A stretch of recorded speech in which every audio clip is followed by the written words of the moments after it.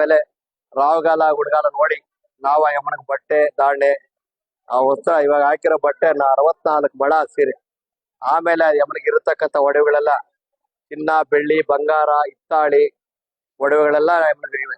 ಆ ಒಡವೆಗಳನ್ನ ಆಚಾರ ಮಾಡಿ ಆಮೇಲೆ ಆ ದೇವಿಯನ್ನ ನಮ್ಮೂರಲ್ಲಿರ್ತಕ್ಕಂಥ ಉದಾಹರಣೆ ಹೇಳ್ಬೇಕಾದ್ರೆ ಇಷ್ಟೇ. ಏನ್ ಉದಾಹರಣೆ, ನಮ್ಮೂರಲ್ಲಿ ಎಷ್ಟೋ ಜನ ಇರ್ತಾರೆ, ಎಲ್ಲ ಇರ್ತಾರೆ, ಪಲ್ಲಕ್ಕಿಳಿವೆ, ಪಲ್ಲಕ್ಕಿ ಇಟ್ಕೊಂಡು ಎಳ್ಕೊಂಡು ಹೋಗ್ಬೋದು, ಟ್ಯಾಕ್ಟ್ರ್ ಎಳ್ಕೊಂಡು ಹೋಗಕ್ಕಾಗಲ್ಲ. ಆ ಯಮುನ ಪಲ್ಲಕ್ಕಿ ಇಟ್ಟು ನಾವ್ ಎಳೆದು ಮೆರವಣಿಗೆ ಮಾಡಂಗಿಲ್ಲ. ಆ ಯಮುನ ಏನೇ ಆಗ್ಲಿ ನಮ್ಮೂರ್ ಇರ್ತಕ್ಕಂಥ ಜನನೇ ಹೊತ್ಕೊಂಬರ್ಬೇಕು. ಬರೋ ದಿನ 4 ಜನ 8 ಜನ ಇಲ್ಲ 10-12 ಜನ ಹೊತ್ಕೊಂಬರ್ತಾರೆ ಬರೋ ದಿನ.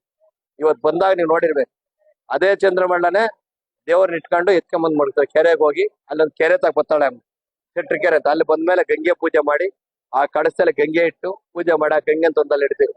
ಆಮೇಲೆ ಊರಿನಲ್ಲಿ ತಗದ ಕಳಸಗಳೆಲ್ಲ ತಗೊಂಡಾಗ ಯಮಂತಂದು ಗುಡಿಗೆ ಇಡ್ತಾರೆ. ಗುಡಿಗೆ ಇಟ್ಟ ಮೇಲೆ 8 ಜನ ಹೊತ್ಕೊಂಬರ್ತಾರೆ. ಗುಡಿ ಇಟ್ಟ ಮೇಲೆ ಅದಕ್ಕೆ ಸಂಸ್ಕಾರ ವೀರಸ